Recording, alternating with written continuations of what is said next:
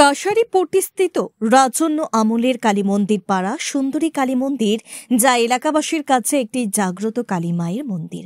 জাগ্রত কালী মায়ের মন্দির 200 বছরের পুরনো।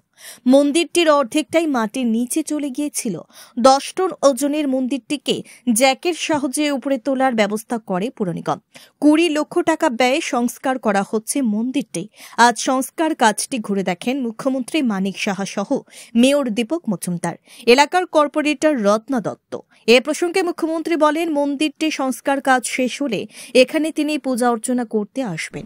বাইরের থেকে যে এক্সপার্ট তাদেরকে আনা হয়েছে এবং প্রায়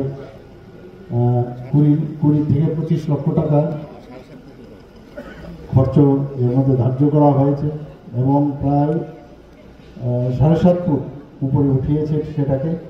এটা যখন কাজকর্ম পুরো কমপ্লিট হয়ে যাবে নিশ্চয়ই আমরা আসবো, এসে এখানে আমরা পুজো অর্চনা করবো।